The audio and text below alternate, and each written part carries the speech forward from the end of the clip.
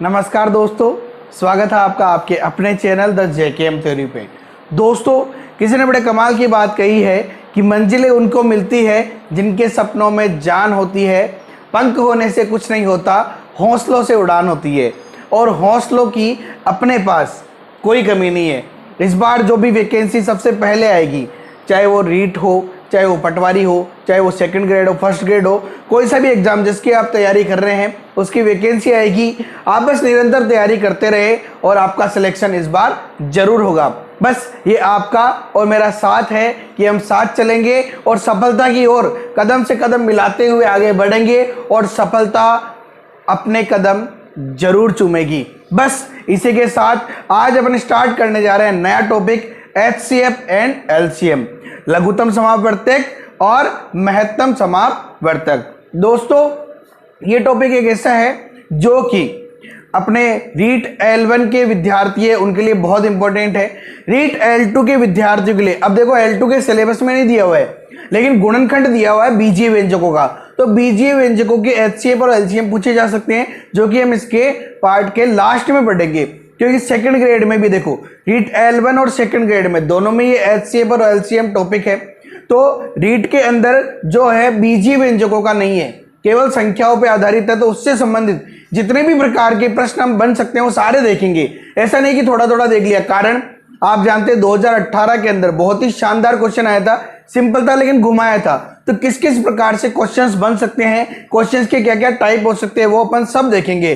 Second grade के लिए भी ऐसे इंपॉर्टेंट हो जाएगा और बीजीय व्यंजकों का HCF और LCM अपन इसके लास्ट में देखेंगे, जो कि स्पेशली सेकंड ग्रेड के लिए अपन देखेंगे। उससे पहले चाहे रीट हो, चाहे सेकंड ग्रेड हो, NTPC, group D, railway, RRB, जितने भी एग्जाम में जहां पे ये टॉपिक है वहां पे आप इस टॉपिक को आराम से जब यहां पढ़ लेंगे तो कोई सा भी क्वेश्चन आ जाए आप आसानी से सॉल्व कर लेंगे। दोस्तों, वीडियो शुरू करने से पहले यदि आप चैनल पर नए हैं तो चैनल को कर लीजिए सब्सक्राइब और बेल आइकन पे क्लिक कर लीजिए, क्योंकि आपकी गवर्नमेंट जॉब में सफलता के लिए हम बिल्कुल सही और सटीक दिशा में तैयारी करवा रहे हैं। तो चलिए शुरू करते हैं। तैयारी तैयारी तैयारी जीत की। दोस्तों, HCF एंड LCM यानी मैसा और लैसा को पढ़ने से पहले अपन कुछ वर्ड है जिनका मीनिंग समझ लेते हैं ना, कुछ चीजों के बारे में जान लेते हैं। जैसे सबसे पहले मैं बात करूं अपवर्त्य, अपवर्त्य बोल दो या बोल दो गुणज, जैसे इंग्लिश में बोलेंगे हम मल्टीपल्स। मल्टीपल्स, इनका मीनिंग समझते हैं अपन। देखो, अपवर्त्य बोल दो या गुणज बोल दो, मल्टीपल्स। अपवर्त्य शब्द जरूर अपने को ध्यान में रहना चाहिए, कभी कभी पूछा जा सकता है, ठीक है, और नहीं तो वो क्वेश्चन में वर्ड में काम में ले सकता है कि अपवर्त्य है, इसलिए अपने को ध्यान में रखना है।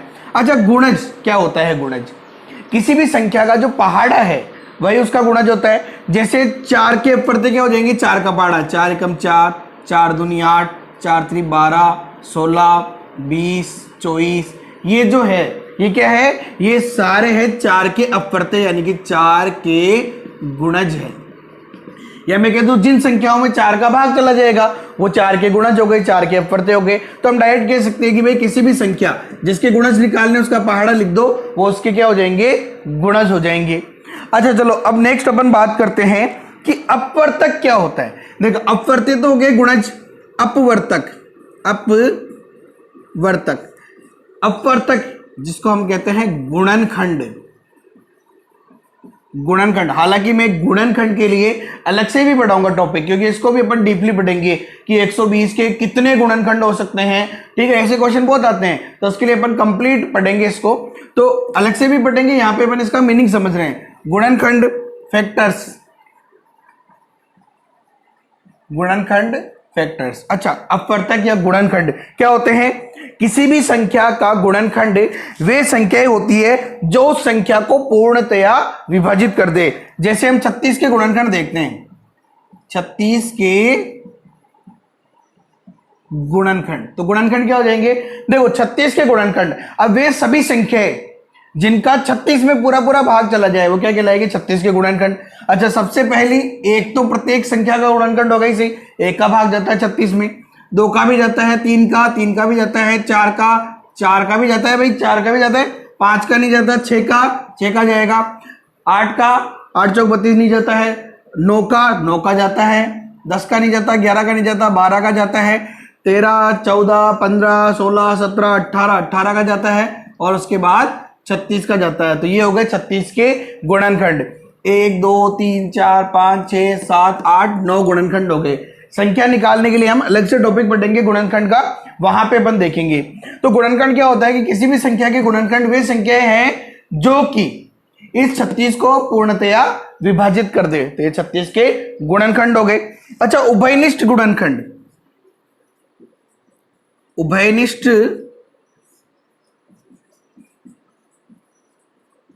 गुणनखंड। अच्छा, उभयनिष्ठ गुणनखंड क्या होते हैं भाई? Common factors. उभयनिष्ठ गुणनखंड देखो, वह संख्या जो दी गई दो या अधिक संख्याओं को पूर्णतः विभाजित कर दे, वह क्या हो जाएंगे? उभयनिष्ठ गुणनखंड हो जाएंगे। जैसे कि 12 और 18, ठीक है, 12 और 18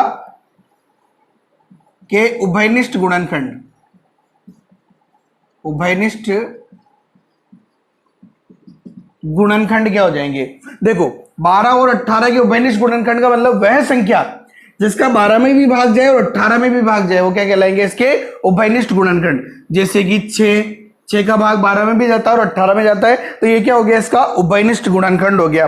अच्छा, इसके बाद में बात करते हैं अपन अभाज्य गुणनखंड। देखो, बहुत इंपॉर्टेंट चीज है ये, अभाज्य गुणनखंड।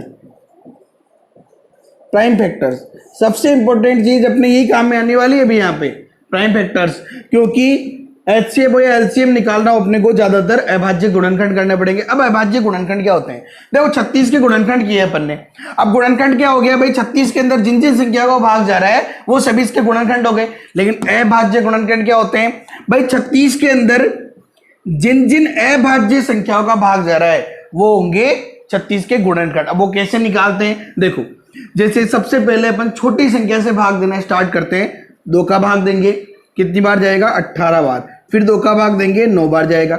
अब किसका भाग देना? 3 का। ये 3 का दे दिया 3 बार, 3 का दे दिया 1 बार। ये हो गए इसके अभाज्य गुणनखंड। अभाज्य गुणनखंड के लिए सिर्फ और सिर्फ अभाज्य संख्याओं का ही भाग देते हैं। जैसे यहाँ पे 4 का भी जा रहा है, लेकिन नहीं, केवल अभाज्य संख्याओं का ही भाग देना है। कभी भी आपको अभाज्य गुणनखंड करने हो, सबसे छोटी संख्या से स्टार्ट करते हैं। आप सबसे पहले भाग देंगे 2 का, उसके बाद 3 का, फिर 4 का देने की जरूरत नहीं है, क्योंकि जिस संख्या में 4 का भाग जाएगा उसमें 2 का भी भाग जाएगा, तो 2 से कट जाएगी। जैसे 36 में 4 का जा रहा था, लेकिन 2 से 2 बार काट दिया अपन ने। उसके अलावा 5 का, उसके बाद 7 का, 7 के बाद की अभाज्य संख्या कौन सी हो जाएगी? 11, 13, 17, 19, 23। इस प्रकार से इन अभाज्य संख्याओं का भाग देना है और वो क्या हो जाएंगे? अभाज्य गुणनखंड हो जाएंगे। दोस्तों ध्यान रहे, पटवारी मैथ्स कंप्लीट हो चुकी है आप अपने। अगर आप लोगों में से जो भी पटवारी तैयारी कर रहे हैं और मैथ के टॉपिक्स पढ़ना चाहते हैं, तो नीचे लिंक दिया हुआ है पटवारी कंप्लीट मैथ्स प्लेलिस्ट का, आप वहां से सभी टॉपिक्स पढ़ सकते हैं। और जो भी क्वेश्चंस आपको पूछना है वो आप हमें कमेंट बॉक्स में, इसके अलावा हमारे इंस्टाग्राम और फेसबुक पेज पे हमें पर्सनली मैसेज करके भी क्वेश्चन पूछ सकते हैं। आपको जवाब बहुत जल्दी दे दिया जाएगा। चलिए अब आगे देखेंगे अपन एचसीएफ एंड एलसीएम। दोस्तों, एचसीएफ और एलसीएम देखते हैं अपन। सबसे पहले देखो, इनका मीनिंग समझेंगे अपन।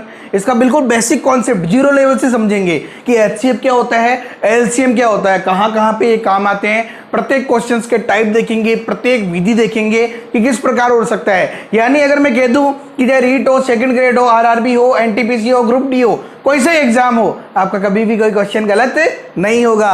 दोस्तों, एचसीएफ हाईएस्ट कॉमन फैक्टर, महत्तम समापवर्तक, जिसे हम मैसेप से लिखते हैं या मैसे से लिखते हैं। इसके अलावा एलसीएम लोएस्ट कॉमन मल्टीप्लिकेशन भी बोलते हैं और मल्टीपल भी बोलते हैं। लघुत्तम समापवर्तक लेसेपे या लेसे से हम लिखते हैं। अच्छा, होता क्या है? महत्तम समापवर्तक यानी मैसे, एचसीएफ क्या होता है?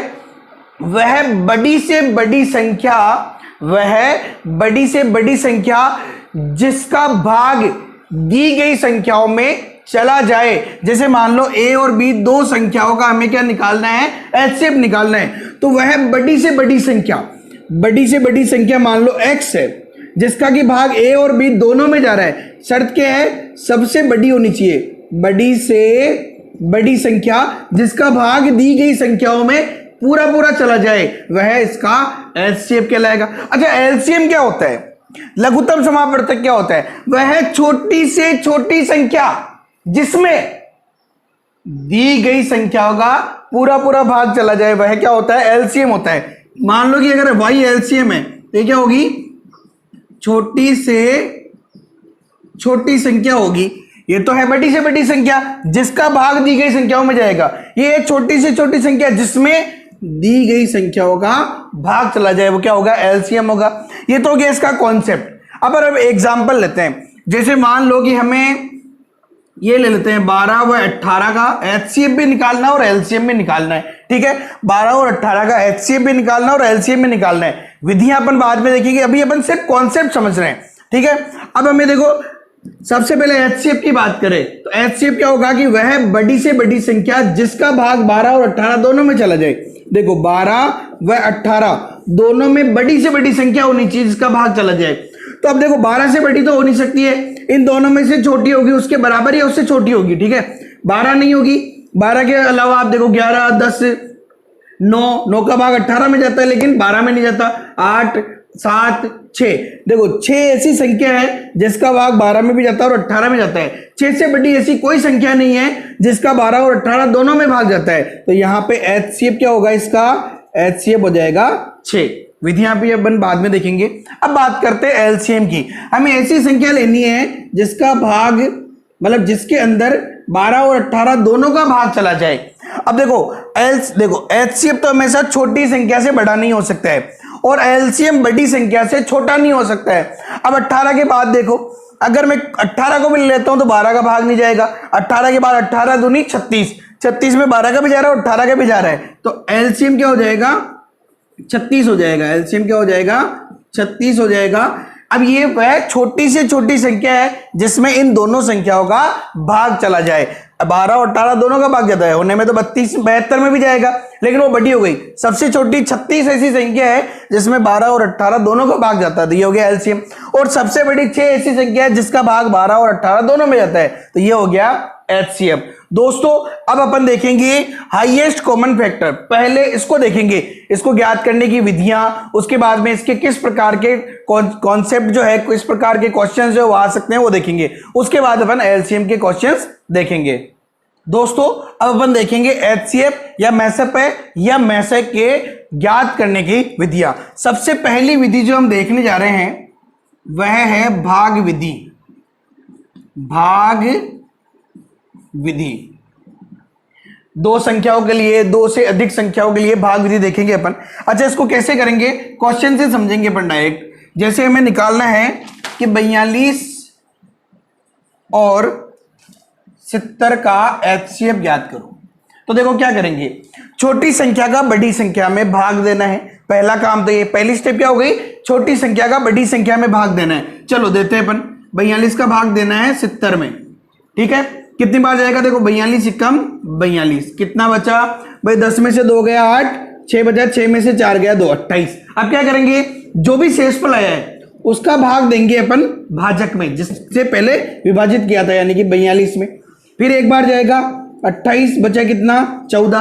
फिर शेषफल आ गया 14। जब तक के शेषफल 0 नहीं आ जाता है तब तक ये प्रक्रिया निरंतर चलती रहेगी। 14 का भाग देंगे, किसका भाग दिया था पहले? 28 का, 28 में दे दो। 14 दूनी 28, शेषफल आ गया 0। जब शेषफल 0 आ जाए तो एचसीएफ क्या होगा? जिसका अंतिम बार भाग दिया है, यानी अंतिम भाजक जो है वो हो जाएगा एचसीएफ। एचसीएफ बराबर क्या हो जाएगा? यहाँ पे 14 हो जाएगा।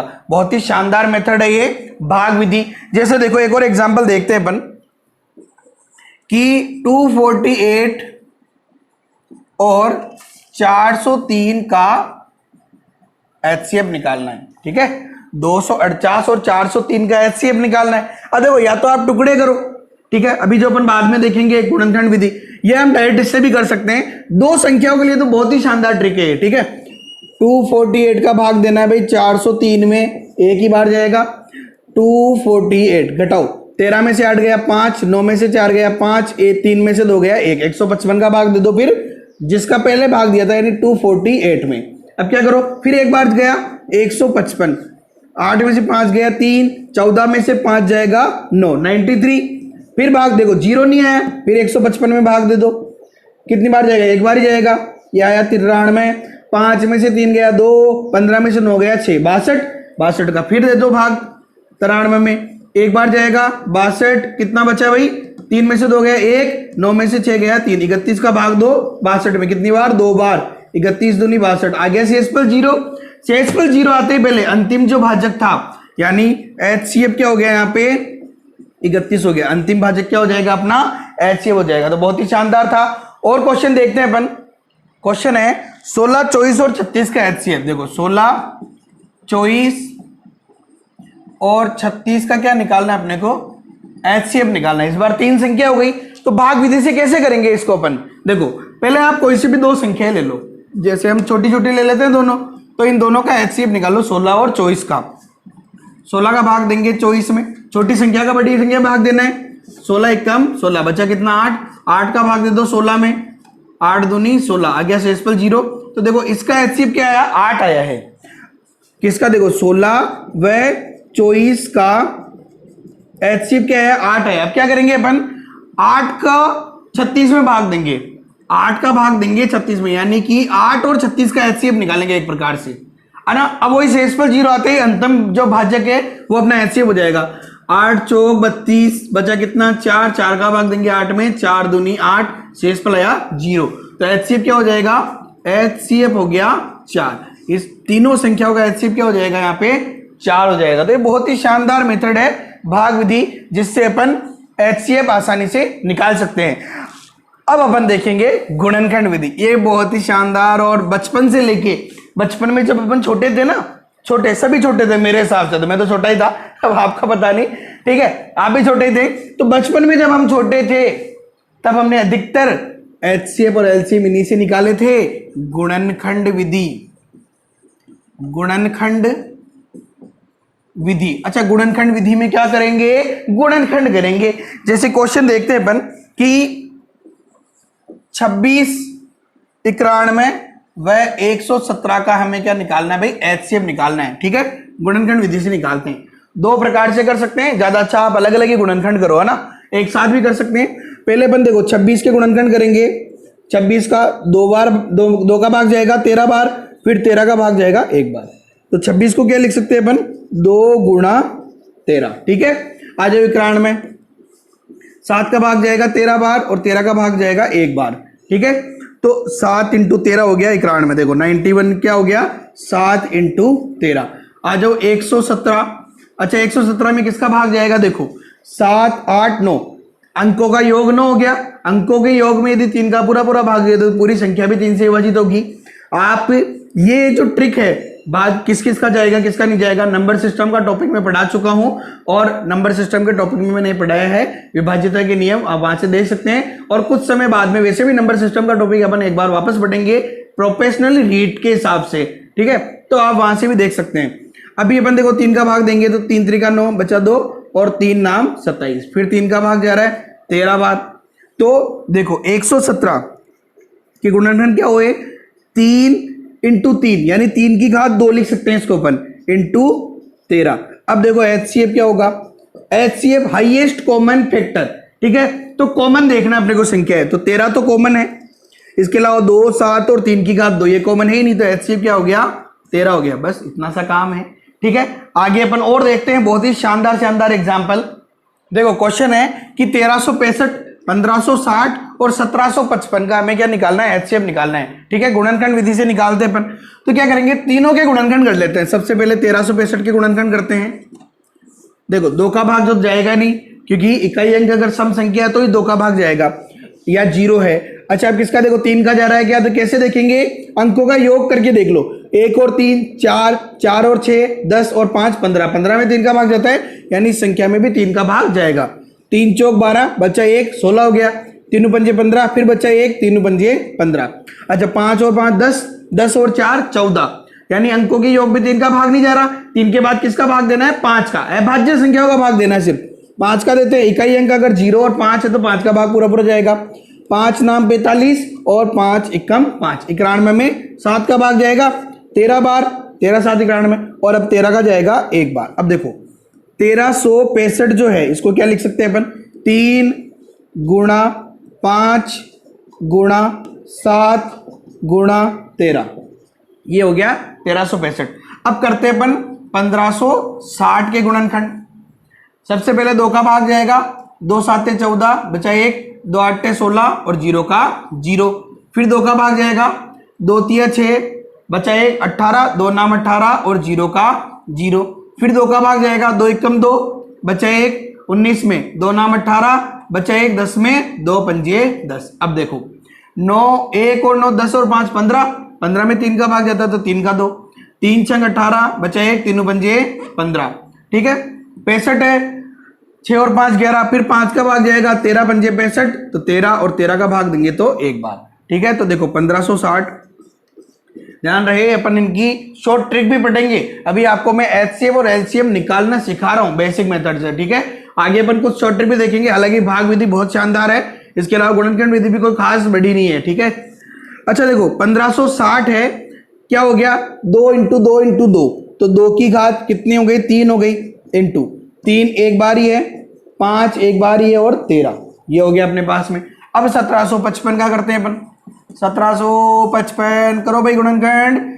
2 का भाग तो जाएगा नहीं, 3 का भाग जाएगा क्या, 1 और 7 8, 8 और 10 18, यानी 3 का भाग जाएगा, 3 पंजे 15 बचा 2, 3 8 24 बचा 1, 3 पंजे 15।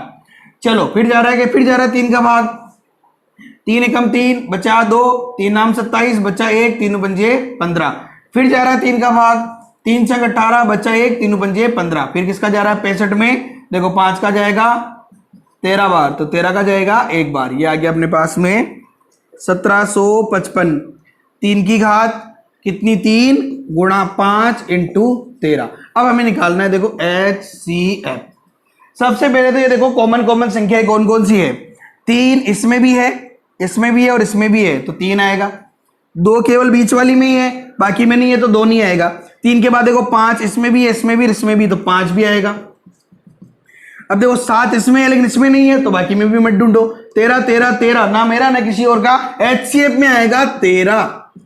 ठीक है, अच्छा देखो अब क्या करना है, अब ये देखना है कि जो भी हमने संख्याएं लिखी है उनकी सबसे छोटी घात लिखनी है। HCF के अंदर उनकी सबसे छोटी घात लिखनी है। तो देखो 3 की सबसे छोटी घात एक ही है, 5 की सबसे छोटी घात एक ही, और 13 की भी छोटी घात एक ही है। बस अपना काम खत्म।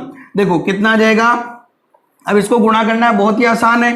2 प्रकार से आप गुणा कर सकते हैं। देखो 3 पंजे 15 इंटू 13 करना है, तो 13 इंटू 13 कर लो 169, और 13 दूनी 26, तो 169 और 26 को जोड़ दो, कितना आ जाएगा 185, 185।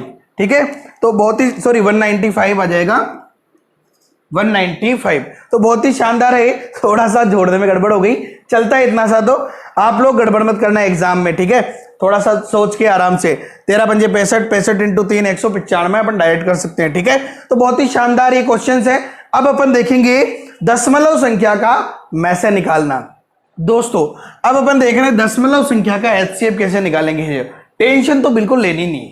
ठीक है, सबसे पहले तो इन दशमलव को भूल जाओ। ठीक है, दशमलव घर जाओ घर जाओ घर जाओ, बचे क्या 8 24 और 40, इनका HCF निकालो।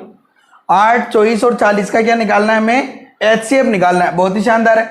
टुकड़े कर लो, या तो अलग अलग टुकड़े कर सकते हैं, वरना आप ऐसे भी कर सकते हैं। देखो 8 24 40 भाग विधि से भी निकाल सकते हैं और ऐसे भी निकाल सकते हैं। तीनों में जिसका भाग जा रहा है कॉमन, सबसे छोटी संख्या, वहां से स्टार्ट करेंगे। 2 का जा रहा है, 2 चौके 8, 12 बार जा रहा है, और 40 में जा रहा है 20 बार। फिर 2 का जा रहा है, 2 का भाग दे दो, 4 में गया कितनी बार, 2 बार, 12 में जाएगा 6 बार, और 20 में जाएगा 10 बार। फिर जा रहा है 2 का, ये फिर 2 का भाग दे दिया, 2 में जाएगा 1 बार, 6 में जाएगा 3 बार, और 10 में जाएगा 5 बार। अब किसी कॉमन संख्या का भाग जा रहा है या नहीं जा रहा, वैसे भी 1 आ गया तो अब आ ही नहीं सकता, यानी कि क्या हो गया HCF। बस इनको गुणा कर लो, 2 गुणा 2 गुणा 2, यानी कि 8 हो गया HCF। ठीक है, अब देखो हम क्या करेंगे, जो हमेशा सबसे पहले इनका निकाल लिया HCF। ध्यान रखना ये HCF किसका है, 8 24 और 40 का HCF आया है। हमें किसका निकालना है, 0.08 0.24 और 40 का HCF निकालना। तो क्या करेंगे, देखो संख्या तो आई थी 8, अब ये देखो कि सबसे ज्यादा पॉइंट के बाद कितनी संख्या है, कौन से में है। ठीक है, तो 1 और 2, 1 और 2, 2 ही है, तो हमें क्या करना है, 2 संख्याओं के बाद में दाईं ओर से 2 अंक गिनने के बाद पॉइंट लगाना है। 1, दूसरा है ही नहीं, अपने पास ऑप्शन है 0 लगा दो, अब लगाएंगे पॉइंट। ये हो गया HCF 0.08।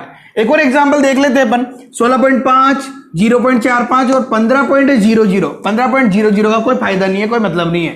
0.00 आ गया तो इसको अपन केवल 15 भी लिख सकते हैं, घुमाने के लिए लिखा है इसने। इसे एचसीएफ निकालना है। सबसे पहले क्या करोगे, 165, 45 और 15 का निकाल लो आप एचसीएफ।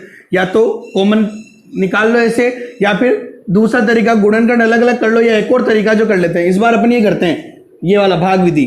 15 का भाग देंगे 45 में, 15 3 45, 0 आ गया शेषफल, यानी इसका शेष, इसका एचसीएफ क्या आया 15 का। अब 15 का भाग देंगे अपन 165 में। ठीक है, जो भी एचसीएफ आया इन दोनों संख्याओं का, क्या आया इन दोनों का एचसीएफ 15। इस 15 का और 165 का एचसीएफ निकाल लेंगे अब। तो देखो कितनी बार जाएगा, 15 एकम 15, बचा कितना 1 और 5, फिर 15 एकम 15। ठीक है, ये आ गया 0, यानी एचसीएफ क्या आया भाई 15। किसका आया एचसीएफ, 165, 45 और 15 का एचसीएफ जो है वो आया है 15। हमें किसका निकालना है भाई, 16.5, 0.45 और 15.00 का एचसीएफ। पॉइंट के बाद देखो सबसे ज्यादा संख्या किसमें, इसके अंदर एक ही है, यहाँ 2 है और यहाँ कोई मतलब है नहीं। ध्यान रखना, अगर यहाँ पे एक ही होती तो इसको 2 नहीं गिनते हैं। पॉइंट के बाद 0 0 1 होता तो 3 संख्या हो जाती, लेकिन 0 0 है तो पॉइंट के बाद अगर अंत में 0 हो तो उसका कोई फायदा नहीं होता, कोई मतलब नहीं होता है। तो 2 संख्या है अधिकतम, तो 2 के बाद पॉइंट लगाना है दाईं ओर से, 1 और 2, यानी देखो 15 तो ऐसे कैसे आएगा, 1 और 2 पॉइंट लगा देंगे यहाँ पे, तो 0.15 ये आ जाएगा इनका एचसीएफ। तो ये है दशमलव संख्या का एचसीएफ निकालना, बहुत ही शानदार है। डायरेक्ट करना है, फिर दशमलव का ध्यान रखना है जैसे अपन भाग में करते थे वहां पे। ठीक है दोस्तों, अब अपन देखेंगे घातांक संख्याओं का एचसीएफ निकालना। ठीक है, जिसमें आधार समान हो और घात असमान हो, या फिर आधार और घात एक समान हो। अगर आधार भी समान है और घात भी समान है तब तो एचसीएफ स्वयं वह संख्या हो जाएगी। लेकिन यहाँ पे कह रहा है कि आधार तो समान है लेकिन घात असमान है। जैसे अपन लेते हैं कि 3 की घात 8, 3 की घात 5, 3 की घात 4 और 3 की घात 9 का लेना है हमें एचसीएफ। यहां पे देखो सभी संख्याओं में, सभी जो घातांक संख्या है उनमें आधार समान है, हमें एचसीएफ लेना है। तो जब भी एचसीएफ लेना तो हम क्या लेंगे, न्यूनतम घात। अभी अपन ने देखा भी था जहां पे अपन ने गुणनखंड करके किए थे, सेम ये न्यूनतम घात लेंगे। तो 3 की न्यूनतम घात क्या है यहाँ पे 4, तो 3 की घात 4 क्या हो गया, इसका एचसीएफ हो गया। अच्छा, इसके अलावा एक और एग्जाम्पल देखो, 7 की घात -5, 7 की घात -8, 7 की घात -3 और 7 की घात -12 का हमें लेना है एचसीएफ। ठीक है, अब देखो यहाँ पे आधार समान है 7, तो 7 तो आएगा ही सही। अब न्यूनतम घात देखो क्या होगी। बहुत सारे क्या करते हैं, जल्दबाजी के अंदर अपनी मेहनत को किस्मत पर डाल देते हैं कि मेरी किस्मत नहीं थी इसीलिए आता हुआ सवाल गलत हो गया। नहीं, किस्मत हम खुद बनाते हैं, ये जरूर ध्यान रखें। बस मेहनत करते रहे, किस्मत के भरोसे ना बैठे, वरना किस्मत के भरोसे तो मैं बैठ जाता, तैयारी नहीं करता, आज टीचर थोड़ी बन जाता। टीचर बनना है आपको, या फिर जो भी आपको जॉब करनी है, गवर्नमेंट जॉब चाहिए, मेहनत चाहिए ही चाहिए, और जी फाड़ के मेहनत चाहिए। ठीक है, तो देखो यहाँ पे 7 की छोटी घात कौन सी होगी, जल्दबाजी में -3 कर देते ना। माइनस के अंदर वह संख्या सबसे छोटी होती है जो सबसे बड़ी दिखती हो, यानी 12, तो माइनस का 12 ये सबसे छोटी घात होगी यहाँ पे, 7 की घात -12, और ये एचसीएफ हो जाएगा 7 की घात -12। खेल खत्म। नेक्स्ट देखते हैं अपन कि आधार भी है समान और घात भी है समान है, तो क्या होगा। तो टेंशन आपको लेनी नहीं है क्योंकि ज्यादा कुछ नहीं होने वाला। एग्जांपल लेते हैं, जैसे अपन 3 की घात 4 व 5 की घात 2 का हमें क्या निकालना है, एचसीएफ। देखो अगर अभाज्य संख्याएं हैं, अगर अभाज्य संख्याएं हैं तो बिना सोचे समझे एचसीएफ क्या होगा, एक ही होगा। अगर ये सह अभाज्य संख्या यानी कि समान संख्या से दोनों में भाग जाता ही नहीं है तो एचसीएफ क्या हो जाएगा, एक हो जाएगा। अच्छा, इसके अलावा अगर ये अभाज्य नहीं और भाज्य हो, जैसे यहाँ पे है 3 की घात 4 व 9 की घात 2 का हमें निकालना है एचसीएफ। ठीक है, तो हमें क्या करना है, इसको जो भी संख्या भाज्य है उसको अभाज्य में तोड़ दें। 3 की घात 4 व 9 को लिख सकते हैं अपन 3 गुणा 3 की घात 2 का निकालना है हमें एचसीएफ। देखो 3 की घात 4 व 3 की घात 2, 3 की घात 2, 3 की घात 2 गुणा 3 की घात 2 का क्या निकालना है हमें, एचसीएफ। वापस सोल्व कर लो, 3 की घात 2 और 3 की घात 2 आधार समान हो तो घातें जुड़ जाती है। 3 की घात 4 का क्या निकालना है, एचसीएफ। 3 की घात 4 और 3 की घात 4 का एचसीएफ निकालना है। आधार समान है तो आधार आ जाएगा, न्यूनतम घात दोनों बराबर है तो ये आएगी, यानी 3 की घात 4 क्या आ जाएगा, इसका HCF आ जाएगा। तो ये घातांक संख्याओं का HCF निकालना बहुत ही शानदार है। अब अपन देखेंगे भिन्न संख्याओं का HCF निकालना। दोस्तों भिन्न संख्याओं का HCF कैसे निकालेंगे? देखो भिन्न क्या होती है, भिन्न को हम किस प्रकार से लिखते हैं, किसी भी भिन्न को हम लिखते हैं इस प्रकार से, अंश बटा हर के रूप में। तो इनका HCF भी ऐसे ही निकलेगा। देखो HCF निकालना है तो अंशों का तो क्या निकालना पड़ेगा, अंशों का HCF निकालना पड़ेगा। क्या निकालना पड़ेगा? अंशों का तो HCF यानी कि में से निकालना पड़ेगा, और हरों का क्या निकालना पड़ेगा? LCM। हरों का LCM निकालना पड़ेगा यानी कि लेसन निकालना पड़ेगा। ये बहुत इंपॉर्टेंट, ध्यान रखना। चाहे रीट हो, एनटीपीसी हो, ग्रुप डी हो, कोई से एग्जाम हो, सेकंड ग्रेड हो, यहाँ पे जब भी आएगा तो बहुत सारे लोग इसमें उलझ जाते हैं। वो लोग क्या करते हैं, ऊपर भी HCF निकाल लेते हैं और नीचे भी HCF निकाल लेते हैं, फिर भाग दे देते हैं और उसके बाद में एग्जाम से बाहर हो जाते हैं। अपने को ऐसा नहीं करना है, ध्यान रहे। अंशों का तो निकालना है HCF और हरों का क्या निकालना है? LCM निकालना है। अच्छा देखो 4 और 8 का तो क्या निकालना है, यहाँ पे 4 व 8 का तो निकालना है HCF, और 15 व 30 का निकालना है LCM। अच्छा 4 और 8 का HCF क्या होगा? देखो 4 का भाग 8 में जाता है तो सीधा सीधा अगर दो ही संख्या है इसका भाग जा रहा है तो क्या हो जाएगा? 4 और 8 का HCF 4 हो जाएगा। इसके अलावा आप भाग विधि से निकाल सकते हैं, अपन इतनी देर से देख रहे हैं। 15 और 30 का LCM क्या होगा? तो बड़ी संख्या में देखो, सबसे बड़ी संख्या में अगर जितनी भी संख्याएं दे रखी है उनका भाग चला जाए तो सबसे बड़ी संख्या LCM होती है। जैसे 15 का भाग दे रहा है 30 में तो LCM क्या हो जाएगा? 30 हो जाएगा। कट रहा है तो काट दो, 2/15 क्या हो जाएगा? इसका HCF हो जाएगा इस दोनों भिन्न संख्याओं का। अच्छा देखो 3 संख्याएं लेते हैं इस बार अपन, 4, 6, 2 और 5, 7, 12 यानी 4/5, 6/7, 2/12 का HCF निकालना है। तो 4, 6 और 2 का तो क्या निकालना पड़ेगा भाई? HCF। ठीक है, 5, 7 और 12 का क्या निकालना पड़ेगा भाई? LCM निकालना पड़ेगा। अच्छा 4, 6 और 2 का HCF क्या होगा? देखो आराम से, कोई प्रॉब्लम नहीं, आसानी से आप निकाल सकते हो। ठीक है, या तो चाहो तो तीनों में देखो सबसे बड़ी संख्या कौन सी जिसका भाग जा रहा है? 2 का भाग 2 में भी जाता है, 4 में भी जाता है, 6 का भी 6 में भी जाता है, तो HCF क्या हो जाएगा? यहाँ पे 2 हो जाएगा। अच्छा 5, 7 और 12, तो इसको कैसे कर सकते हैं? देखो आप समझना, 12 का पहाड़ा तब तक बोलो जब तक कि 5 और 7 का भाग नहीं जाए। इस प्रकार से भी कर सकते हैं, वरना इस प्रकार से देखो 5, 7 और 12, हालांकि अपन आगे जाके मेथड पढ़ेंगे। सबसे पहले 2 का भाग 2, किसी भी एक में भी जा रहा है तो भी सबसे छोटी संख्या का भाग देना है LCM के अंदर, ध्यान रखना LCM।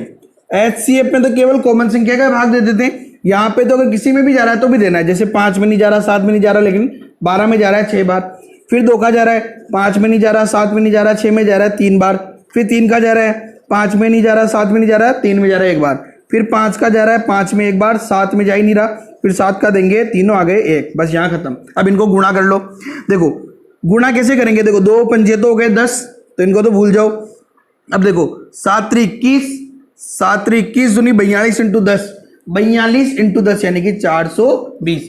कट रहा है, 1 से कटा ये 210, 2 से कट गया 1 बार और ये कट गया 210, 1/210 क्या आ गया? इसका HCF आ गया। तो इस प्रकार से अपन भिन्न संख्याओं का HCF बहुत ही आसानी से निकाल सकते हैं। तो दोस्तों ये था HCF का बेसिक कॉन्सेप्ट। HCF की जो विधियां हैं निकालने की, जो बेसिक विधियां हैं वो अपन ने देखी है।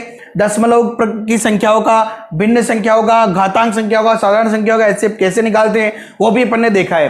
अब इससे किस किस प्रकार से एग्जाम में क्वेश्चन आ सकते हैं, इंपॉर्टेंट क्वेश्चंस और प्रीवियस एग्जाम में आए हुए सिंपल और टफ क्वेश्चंस अपन इसके अगले भाग में देखेंगे। उसके बाद अपन LCM का टॉपिक पढ़ेंगे और उसके बाद अपन HCF और LCM का क्वेश्चन आंसर का एक पूरा वीडियो बनाएंगे जिसके अंदर बहुत ही शानदार शानदार क्वेश्चन मिक्सअप वाले अपन करेंगे। दोस्तों यदि वीडियो पसंद आया तो लाइक करें और अधिक से अधिक अपने दोस्तों के साथ शेयर जरूर करें, क्योंकि आपके लिए मैं पूरी मेहनत करने के लिए तैयार हूं और मेहनत कर भी रहा हूं। आपका भी थोड़ा सा फर्ज बनता है कि अपने दोस्तों के साथ शेयर करें ताकि वो लोग भी इससे जुड़े और हमें भी मोटिवेशन मिल सके। दोस्तों यदि आपको कोई भी क्वेश्चन पूछना है आप हमें पर्सनली इंस्टाग्राम पे या फेसबुक पेज पे मैसेज करके क्वेश्चन पूछ सकते हैं या कमेंट बॉक्स में भी क्वेश्चन पूछ सकते हैं। आपकी क्वेश्चंस का आंसर बहुत ही जल्द आपको दे दिया जाएगा और क्वेश्चन अगर बहुत अच्छे लेवल का हुआ तो वो आपको हमारे इन वीडियोस में भी देखने को मिलेगा। Okay, have a nice day, thank you so much. जय हिंद, जय भारत।